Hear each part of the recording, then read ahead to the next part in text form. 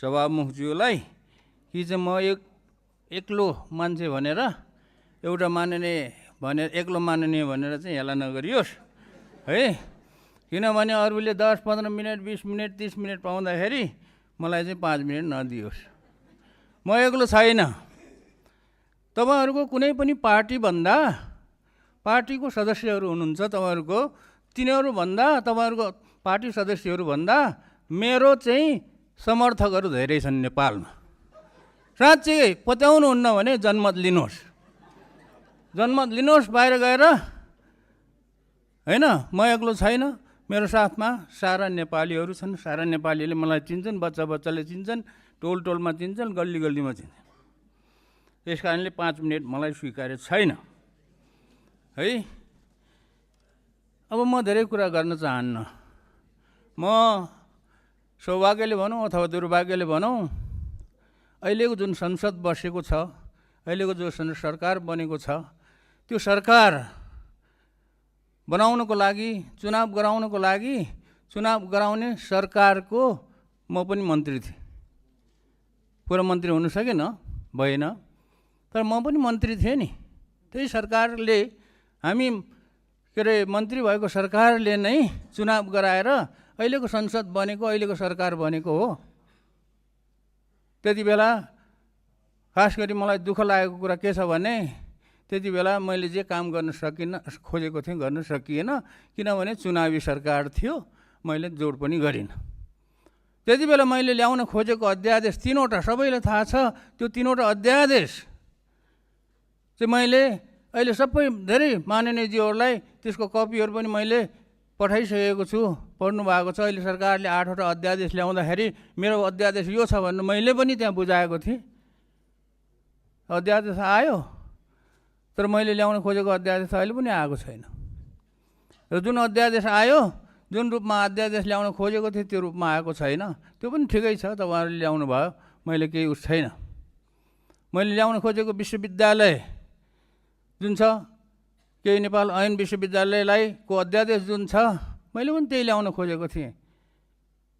र त्यो जुन सरकारले ल्याएको जुन अध्यादेशमा जुन कुरा कल्पना गरिएको छ, कल्पना के गरिएको छ भने विश्वविद्यालयलाई राजनीतिबाट मुक्त गर्ने, शिक्षा के अरे शिक्षालाई भने, त्यो एकदम मैले पनि ल्याउन खोजेको त्यही थिएँ। तर मैले गरेको कल्पनामा चाहिँ के थियो भने कुलपति चाहिँ प्रधानमन्त्री हुनु हुँदैन भन्ने थियो। अहिलेको जुन अध्यादेश छ त्यसले पनि विश्वविद्यालयमा राजनीतिकरण हुनु हुँदैन भनेको छ, तर फेरि कुलपति त प्रधानमन्त्री नै बस्ने व्यवस्था गरेको छ नि। त्यसैले त्यो त भयो, म त्यसमा केही दुःख मनाउ छैन। दोस्रो कुरो, मैले ल्याउन खोजेको र मेरो जीवनभरिको सङ्घर्षको कुरा के हो भने नवप्रवर्तन, विज्ञान प्रविधिको विकास अनुसन्धानको लागि कोषको गठन गर्ने भनेको हो। अनि त्यो ल्याउन सकिनँ, अध्यादेश ल्याउन सकिनँ, उति बेला ल्याउन सकिनँ, ठिकै छ। अहिले ल्याएको छु। अहिले पनि त्यसमा चाहिँ केही कुरा अगाडि काम बढेको छैन। त्यसैले त्यो कुरामा मलाई चाहिँ दुःख लागेको छ। अब यसमा खास गरी कुरा के हो त भन्दाखेरि, यो नवप्रवर्तन कोषको जुन अध्यादेश छ, यो ल्याउनको लागि मैले अहिलेको मन्त्रीमण्डललाई, अहिलेको सरकारलाई पनि अनुरोध गरिरहेको छु, तर सुनाइ चाहिँ भएको छैन। अनि सबैभन्दा ठुलो कुरा त के हो भन्दाखेरि विज्ञान प्रविधि मन्त्रालय, विज्ञान प्रविधि अनुसन्धान तथा नवप्रवर्तन मन्त्रालय छुट्टै खोल्नुपर्छ भन्ने मेरो जुन माग छ, त्यो मागमा चाहिँ सुनाइ भएको छैन। र यहाँ चाहिँ के आइरहेको छ भने प्राधिकरणबाट चलाउने रे। किन भन्दाखेरि अर्को मन्त्रालय बनाउँदाखेरि, विज्ञान प्रविधि मन्त्रालय भन्ने एउटा मन्त्रालय बनाइयो भने खर्च बढ्छ रे। 2-4 अरब रुपियाँ एउटा मन्त्रालय चलाउनलाई लाग्छ। त्यो पैसा बचाउनलाई 2-4 अरब ठुलो हो कि विज्ञान प्रविधि अनुसन्धान नवप्रवर्तन ठुलो हो? विज्ञान प्रविधि नवप्रवर्तन भनेको के हो? तपाईँहरूले अहिले सुशासन ल्याएर के बनाउनु भइरहेछ भने एउटा राम्रो चिज बनाउनु खोज्नु भएको छ, राम्रो गाडी बनाउन खोज्नु भएको छ। गाडीभित्र चाहिँ एकदमै कम्फोर्टेबल, एकदमै सोफा राम्रो आरामदायक बनाउन खोज्नु भएको छ। तर त्यो गाडीमा इन्जिन हालेन भने के हुन्छ? त्यो गाडी उड्छ? अनि इन्जिन भनेको के हो त? अर्थतन्त्रको इन्जिन भनेको के हो? विज्ञान प्रविधि नवप्रवर्तन अनुसन्धान होइन? यो कुरा खै बुझेको? अरूले त बुझ्नु भएन। योभन्दा अगाडिको विगतका सरकारहरूले बुझ्दै बुझ्दैन। मैले जति प्रयास गरेँ बुझेन। मलाई जहाँसम्म विश्वास थियो, 100% विश्वास थियो, अहिलेको सरकारले त बुझ्छ, किनभने सबै युवाहरू हुनुहुन्छ भनेर मैले भनेकै थिएँ। खोइ सुनाइ भएको? सबै ठाउँमा मैले पुर्याइरहेको छु, सबैलाई मैले हात जोडेर अनुरोध गरिरहेको छु। अहिलेसम्म प्राधिकरण बनाउने रे, खर्च हुन्छ रे। प्राधिकरण बनाएर विज्ञान प्रविधि अनुसन्धान तथा नवप्रवर्तन विकास हुन्छ भने अरू मन्त्रालयले पनि शहरी विकासको पनि प्राधिकरण बनाएर त्यो मन्त्रालय किन चाहियो त्यो? भौतिक विकास मन्त्रालय अनि अरू सूचना तथा सञ्चार मन्त्रालयले पनि प्राधिकरण बनाएर चलाए भइगयो त? खोइ त त्यो कुरा सोचेको। अनि यो कुरामा चाहिँ मलाई चाहिँ धेरै दुःख छ। र यो त भयो प्रमुख कुरा। सानो कुराहरूमा पनि मलाई चित्त बुझेको छैन। म मन्त्री हुँदाखेरि हेर्नुहोस्, म मन्त्री हुँदाखेरि मन्त्री भएको हप्तामै हरेक विद्यालयमा कम्प्युटर टिचरको व्यवस्था गर्ने, दरबन्दी थप्ने र 8 क्लासदेखि कम्प्युटर विषय थपेर 100 पूर्णाङ्क कम्प्युटर थपेर 800 बनाएर गर्ने भनेर सम्पूर्ण कुराहरू व्यवस्था गरेर अगाडि बढाएको कुरो अहिलेसम्म भएको रहन्छ। मैले त विश्वास गरेँ यो अब वैशाखको अस्तिको शैक्षिक सत्रदेखि चल्यो होला भनेर। अस्ति वैशाख स्कुलहरू चलिसकेपछि बल्ल थाहा पाएँ त्यो चलेको रहन्छ। अब त्यसको लागि अर्थ मन्त्रालय, अर्थ सचिवज्यू, अर्थमन्त्रीज्यूसँग अस्ति पनि कुरा गरेँ। उहाँहरू अर्थ मन्त्रालय तयार छ, त्यसको लागि धेरै खर्च थप्नु पर्दैन। अहिले हामीले भनेको कुरा के हो भने कमसे कम 7,000 माध्यमिक विद्यालयहरू छन्। 7,000 टिचर नथप्यो भने 1,500-2,000 थपौँ। र मान्य सदस्य आफ्नो भनाइ छोट्याउँ। ल म छोट्याउँछु, तर म चाहिँ मेरो आपत्ति छ। हेर्नुहोस्, अब कुरा के हो भन्दाखेरि थपौँ भन्दाखेरि अनि त्यो चाहिँ थपेर उसमा के अरे खास गरी सहरी क्षेत्रहरूमा त सबै प्रायःजसो विद्यालयहरूमा कम्प्युटर पढाइ हुन्छ। गाउँमा पढाइ भएको छैन, त्यहाँ पुर्याउँ भन्दाखेरि पनि अहिले अगाडि बढाएको छैन। त्यो अगाडि बढोस् भन्ने चाहन्छु। नवप्रवर्तन कोषको जुन अध्यादेश छ त्यो अध्यादेश आएको छैन, त्यो अध्यादेश पनि आओस् भन्ने चाहन्छु। र प्रमुख कुरा चाहिँ के हो त भन्दाखेरि 1%। मैले खोजेको त जिडिपीको 1% बजेट रिसर्च इनोभेसनमा छुट्याइयोस् भन्ने हो। जिडिपीको नसक्ने भनिसकेपछि यो पुँजीगत खर्चको 1% भन्ने कुरा अहिलेको बजेटमा आउनै पर्छ। अहिलेको बजेटमा आएन भने फेरि म यो संसदमा बारम्बार हल्ला गरिरहन्छु। त्यो चाहिँ आओस्। हेर्नुहोस्, यो कुरा मैले अहिले नै जानकारी दिएँ। र हिजोको राष्ट्रपतिजीको सम्बोधनमा पनि जुन नीति तथा के अरे कार्यक्रम छ त्यसमा विज्ञान भन्ने शब्द छँदै छैन। तपाईँहरूले हेर्नुहोस्, त्यो 46 कतिवटा छ त्यहाँ, कति पानाको, त्यहाँ चाहिँ विज्ञान भन्ने शब्द छँदै छैनन्। यो अहिलेको यो नेतृत्वहरूलाई विज्ञानसँग किन यति साह्रो रिस? विज्ञानले के खाइदिएको छ? विज्ञानले गर्दा नि अहिले यहाँ संसार कहाँ पुगिसक्यो हो? अनुसन्धान नवप्रवर्तन गर्दा संसार कहाँ भइसक्यो? के साह्रो रिस गरेको? पहिलाको पुरानो सरकारहरूले त गर्यो, ठिक छ। मैले पुरानो सरकारहरूलाई के भन्थेँ भने उहाँहरू बुढा हुनुभएको छ अनि अलि दिमागले भेटेन होला, गरेन। अहिलेकोले त भेट्नुपर्ने हो नि, खै भेटेको? यो कुरा चाहिँ म चाहिँ एकदमै छ। र यही कुराले रिस उठेर मैले हिजो बेलुका चाहिँ के गरेँ भने मेरो फेसबुकमा मैले यो सबै नेताहरूलाई श्राप दिन्छु भनेर कसैको पनि दिमागमा विज्ञान प्रविधि नवप्रवर्तन भन्ने कुरा यिनीहरूको दिमागमा पस्दै नबसोस् भनेर मैले श्राप दिएको थिएँ। त्यो चाहिँ रिसको झोकमा गरेको हो, माफी चाहन्छु। यो कुरालाई सुधार्नुहोस्, मेरो श्राप म फिर्ता लिन्छु। ल यो कुरा त्यस कारणले यो प्राधिकरणबाट यो विज्ञान प्रविधि अनुसन्धानको विकास गर्ने कुरा नसोचियोस्, मन्त्रालय नै चाहियो। मन्त्री चाहिँ एकदम जान्ने, त्यो विषयको धुरन्धर को छ छानेर ल्याउँ। अनि त्यो मन्त्रालयमा सचिव जुन छ प्रशासनिक तहबाट होइन, विशेष सचिव, विशेष सहसचिव, विशेष कर्मचारी, त्यो क्षेत्रको लाई मात्रै राखेर त्यो मन्त्रालय चलाउँ। नेपाल चाहिँ एकदमै 10-15 वर्षमा पुग्छ। तपाईँहरूको सरकारले अहिले जो कल्पना गर्नुभएको छ त्यो हुन्छ। भएन भने 10 वर्ष त चलाउला रासोपाले, त्यसपछि फेरि अहिलेको जस्तो कुनै आन्दोलन हुन्छ अनि जान्छ। किनभने अर्थतन्त्र बन्दैन, विज्ञान प्रविधि नभइकन अर्थतन्त्र बन्दैन। बनाएर देखाउनु हुन्छ भन्ने कुरामा पनि म विश्वास गर्दैन। संसारमा कसैले पनि विज्ञान प्रविधि अनुसन्धान नवप्रवर्तनलाई प्रयोग नगरिकन अर्थतन्त्र बनाएकै छैन। संसारमा नभएको कुरा नेपालमा बन्छ? धन्यवाद।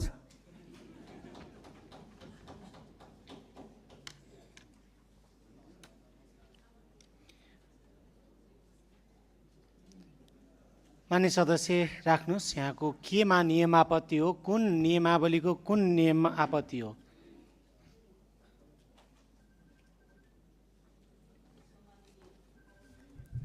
नियम आपत्ति चाहिँ केमा हो मान्य सदस्यको?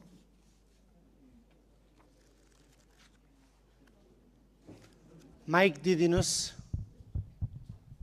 सम्माननीय सभामुख महोदय, यो नियम आपत्ति चाहिँ नियमावलीको के कुन नियममा नियम आपत्ति हो मान्य सदस्य? नियमावलीको दफा 21 मा मेरो नियम आपत्ति छ।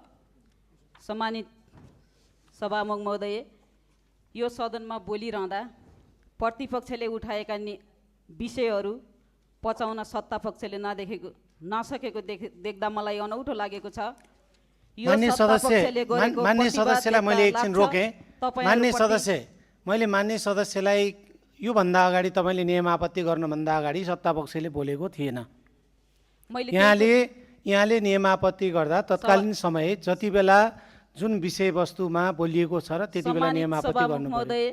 मैले थोरै विषय राखी होइन मान्य सदस्य नियम आपत्ति जति बेला पनि गर्न पाइने होइन। तपाईँ हामीले बनाएको नियमावली छ, त्यसकारणले यहाँलाई बसिदिन अनुरोध गरेँ। मैले सम्मानित होइन, यहाँलाई बोल्न मन लागेर बोल्न खोज्नु भएको हो भने विषयवस्तु फरक हो, तर नियम आपत्ति गर्ने नियममा यहाँ आफै हिँडिदिनु पर्यो। मैले मान्य सदस्यलाई त्यो अनुरोध गरेँ। बस्नुहोस् मान्य सदस्य, बस्नुहोस्।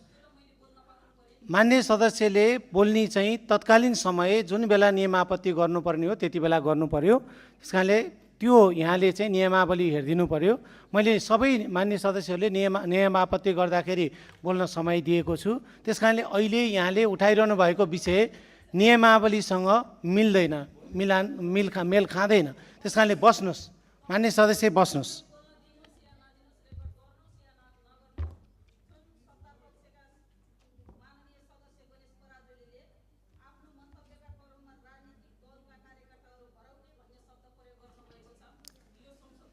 मान्य सदस्य, त्यो मलाई ध्यानाकर्षण भइसकेको विषय हो। अन्य मान्य सदस्यले नियम आपत्ति गरिसक्नु भएको विषय हो। त्यस कारणले मान्य सदस्य बस्नुहोस्। मान्य सदस्यलाई मैले संसदको मर्यादा योभन्दा बढी भन्न नपरोस्। मान्य सदस्यहरू, के भयो मान्य सदस्य? के नियम आपत्ति कुन नियमावलीको कुन नियममा?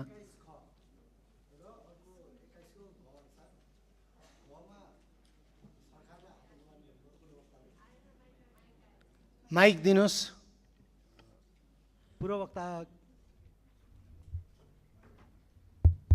पूर्ववक्ता ज्ञानबहादुर शाहीले सम्बोधनको क्रममा मान्य सदस्यलाई म यहीँनिर ध्यानाकर्षण गराउँछु। फेरि मान्य सदस्यले ज्ञानबहादुर शाही मान्यजीले बोलेको बेलामा नियम आपत्ति गर्नुभएको थियो भने म त्यति बेला यहाँलाई समय दिने थिएँ।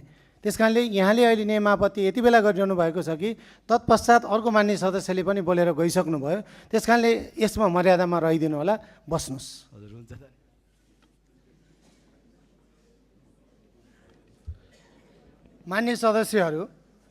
मान्य सदस्यहरूले बोल्ने क्रम यहीँ समाप्त हुन्छ। मान्य सदस्यहरू, अब माननीय कानुन न्याय तथा संसदीय मामिला मन्त्री शोभिता गौतमलाई नेपाल सरकार र गणतन्त्र भारत सरकार बीच फौजदारी विषयमा पारस्परिक कानुनी सहायता सम्बन्धी सम्झौता पेश गर्न अनुमति दिन्छु।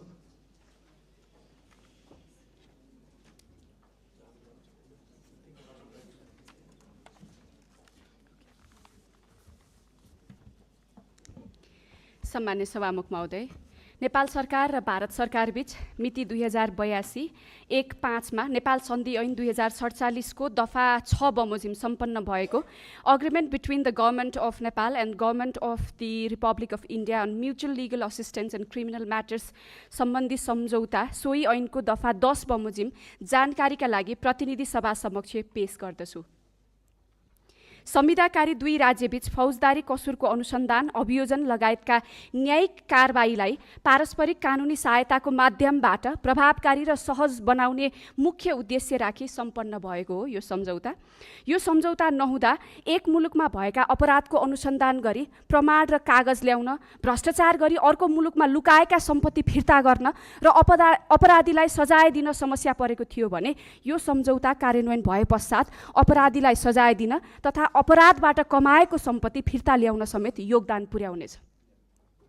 यो सम्झौताले कुनै पनि व्यक्तिको सुपुर्दगी एक्स्ट्राडिसन गर्ने उद्देश्यका साथ गरिने पक्राउ, राष्ट्रिय कानुनले व्यवस्था गरेको बाहेकको फौजदारी मुद्दामा भएको फैसलाको कार्यान्वयन, सजाय भुक्तान गरिरहेका व्यक्तिहरू सेन्टेन्स्ड पर्सनको आदान प्रदान, फौजदारी मामिलामा चलिरहेको न्यायिक कारबाहीलाई स्थानान्तरण गर्ने विषयलाई भने समेट्दैन।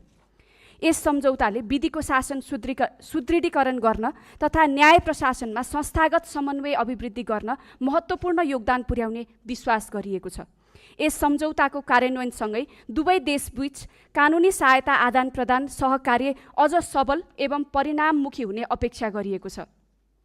पारस्परिक कानुनी सहायता सम्बन्धी सम्झौता नहुँदा विशेष गरी वित्तीय अपराधको अनुसन्धान तथा प्रमाण सङ्कलनमा समस्या भइरहेको थियो।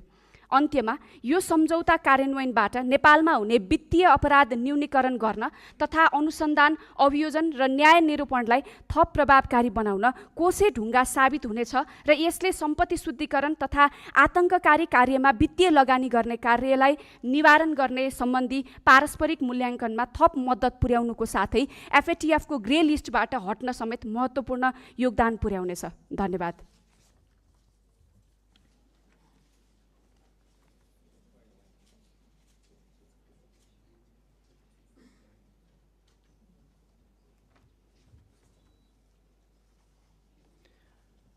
माननीय सदस्यहरू, अब म माननीय सदस्य अर्थमन्त्री डाक्टर स्वर्णिम वाग्लेलाई वैकल्पिक विकास वित्त परिचालन विधेयक 2082 माथि विचार गरियोस् भन्ने प्रस्ताव प्रस्तुत गर्न अनुमति दिन्छु।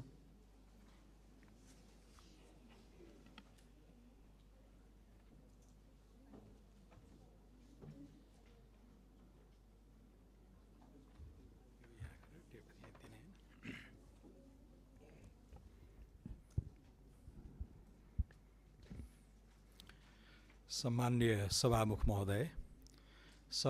महोदयको अनुमतिले वैकल्पिक विकास वित्त परिचालन विधेयक 2082 माथि विचार गरियोस् भन्ने प्रस्ताव प्रस्तुत गर्दछु। धन्यवाद।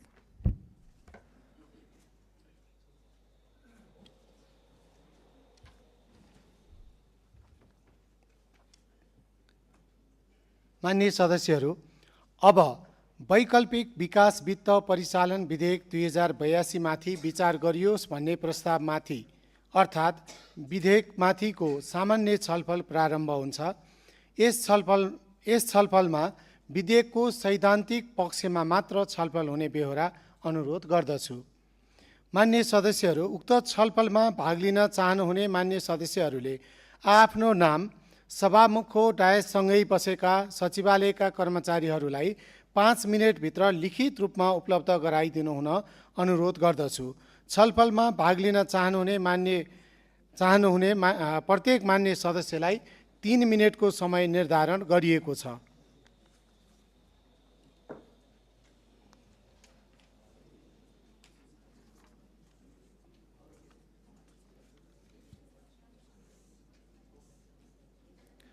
सर्वप्रथम मान्य सदस्य अशोक कुमार चौधरी।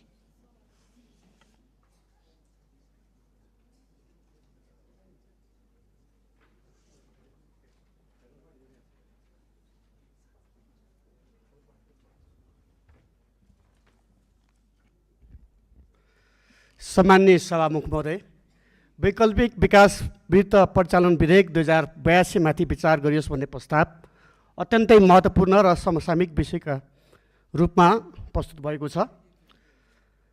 नेपाल जस्तो विकासशील राष्ट्रका लागि विकासको मुख्य चुनौती भनेको पर्याप्त वित्तीय स्रोतको अभाव हो। नेपाली जनताको आकाङ्क्षा अपेक्षा धेरै ठुलो छ, तर परम्परागत राजस्व, वैदेशिक सहायता तथा ऋण प्रणाली मात्रले विकासका तीव्र आवश्यकताहरू पुरा गर्न सक्ने अवस्था छैन। यही यथार्थलाई मध्यनजर गर्दै सरकारले वैकल्पिक विकास वित्त परिचालनको अवधारणा अघि सारेको छ, जुन सकारात्मक छ। वैकल्पिक वित्तीय स्रोतको खोजी आजको आवश्यकता पनि हो। आज विश्वभर विकास निर्माणका लागि परम्परागत बजेट प्रणालीभन्दा बाहिर गएर सार्वजनिक निजी साझेदारी, हरित वृत्त, सामाजिक प्रभाव लगानी, डायस्पोरा लगानी तथा नवप्रवर्तनमा आधारित वित्तीय उपकरणको प्रयोग भइरहेको छ। नेपालले पनि अब यस्ता आधुनिक वित्तीय मोडेललाई आत्मसात गर्न आवश्यक छ। सहयोग महोदय, बिस्तारै गए अवश्य पुगिन्छ, हतार गरे भन्न सकिन भन्ने कथनमा हिँड्यो भने यो यात्रा हिँडेको 37 वर्ष भयो, ढिला भयो, बिस्तारै बिस्तारै हिँडेको। तसर्थ हामीलाई छुट छैन। हामीले अहिले नगरे कहिले गर्ने हो, हामीले नगरे कसले गर्ने हो। सहयोग महोदय, यो विधेयकले विशेष गरी पूर्वाधार, कृषि, ऊर्जा, पर्यटन, सूचना प्रविधि तथा रोजगारी सिर्जनाका क्षेत्रमा निजी तथा वैकल्पिक पुँजी परिचालन गर्ने अपेक्षा गरेको छ। यदि यसलाई सही ढङ्गले कार्यान्वयन गर्न सक्यो भने यसले आर्थिक गतिशीलता बढाउने, रोजगारी सिर्जना गर्ने, लगानी आकर्षित गर्ने तथा सरकारमाथिको वित्तीय दबाव कम गर्न महत्त्वपूर्ण योगदान पुर्याउनेछ। तथापि विगतमा भएका नीतिगत कमजोरी, अपारदर्शिता तथा राजनीतिक हस्तक्षेपका कारण धेरै परियोजनाहरू समस्यामा परेको अनुभव हामीसँग छ। त्यसैले यो विधेयक कार्यान्वयन गर्दा सुशासन, पारदर्शिता तथा राष्ट्रिय हितलाई केन्द्रमा राख्न अत्यन्त आवश्यक छ। यसतर्फ सरकार र म मान्य अर्थमन्त्रीजीको विशेष ध्यानाकर्षण गराउन चाहन्छु। सहयोग महोदय, यो विधेयक नेपालको विकास यात्रालाई नयाँ दिशा दिने महत्त्वपूर्ण आर्थिक दस्तावेजका रूपमा रहेको छ। त्यसैले आवश्यक स्पष्टता, प्रभावकारी नियमन तथा राष्ट्रिय हितको सुनिश्चिततासहित यसलाई अगाडि बढाउनु पर्ने आवश्यकता रहेको छ। यिनै अपेक्षा र सुझावसहित म आफ्नो यस विधेयकलाई समर्थन गर्दछु। धन्यवाद।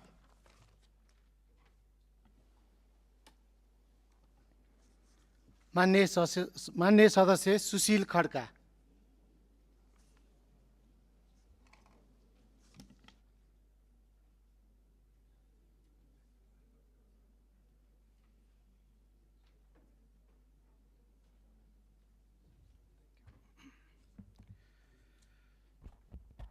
सम्माननीय सभामुख महोदय, धेरै साथीहरू गइसक्नु भएको छ, त्यही पनि यो महत्त्वपूर्ण विधेयक छ। यो वैकल्पिक विकास वित्त परिचालन सम्बन्धी 2082, म यसको समर्थनमा, यो एकदमै चाहिएको विधेयक हो। किनभने हाम्रो माननीय अर्थमन्त्रीज्यूले चाहिँ धेरै पटक भन्ने गर्नुभएको छ, हाम्रो अहिले देशको अवस्था कस्तो छ भने आम्दानी 98 अर्थात् 50 पैसा, खर्च चाहिँ 1 रुपियाँ। तर हामीले चाहिँ फास्ट ट्र्याकमा धेरै छिटो हाम्रो अर्थतन्त्रलाई चाहिँ चलायमान बनाउनु पर्ने छ। यही तपाईँहरूले पढ्न सक्नुहुन्छ। यसको स्टार्टिङमा पनि भनेको छ कि अबको 10 वर्षमा कम्तीमा पनि हामीलाई चाहिँ 100 खरबको चाहिँ हामीलाई इन्भेस्टमेन्टको जरुरत छ।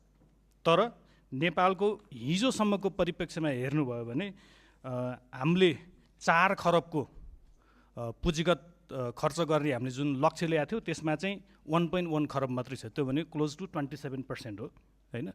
तर यति बेला अब लगभग हामीसँग 2 महिना मात्रै बाँकी छ, होइन। 2 महिना बाँकी हुँदाखेरि जम्मा हामीले 27% चाहिँ हामीले क्यापेक्स चाहिँ खर्च गर्न सकेका छौँ। त्यसका धेरै कुराहरू छ। त्यो नेपाल ऐनसँग कति 15-20वटा ऐनहरूलाई चाहिँ हामीले चाहिँ त्यसलाई तपाईँको के अरे संशोधन गरेर त्यसलाई फास्ट ट्र्याकमा चाहिँ यो क्यापेक्सलाई बढाउने कुरा छ। अर्को कुरा चाहिँ स्रोतमै हामीलाई चाहिँ समस्या छ। स्रोत भनेको चाहिँ जम्मा हाम्रो चाहिँ अनिवार्य दायित्व नै 13.3 खरब अर्थमन्त्रीज्यूकै भनाइलाई सापट लिँदाखेरि, तर हाम्रो चाहिँ 19 खरबको 19.5 खरब जतिको बजेट लास्ट इयरको गर्दाखेरि चाहिँ 7.5 खरबको जुन डेफिसिट छ त्यो चाहिँ हामीले अब अल्टरनेटिभ सोर्सेसबाट, यो नेपालमा मात्रै फर्स्ट टाइम भएको होइन, अरू ठाउँमा पनि भएको छ।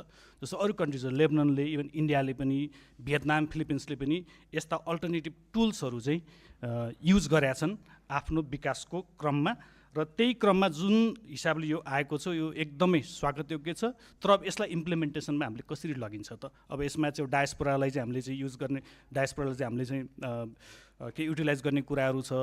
र त्यसबाहेक अरू नेपालभित्र पनि अहिले फरेक्स नै हामीसँग चाहिँ close to more than 50% of GDP नै हामी फरेक्स छ। लगायत अरू ब्याङ्कमा पनि 11-12 खरब चाहिँ पैसा छ। अब त्यसलाई चाहिँ राम्रोसँग युज गर्ने र गभर्नेन्सको मेकानिजमलाई चाहिँ हामीले चाहिँ राम्रोसँग बनाएर गर्न सक्यो भने हाम्रो जुन $100 बिलियन को 10 वर्षमा जुन हामीले $100 बिलियन जुन जर्नी हामीले चाहिँ गर्नु मोर देन 7%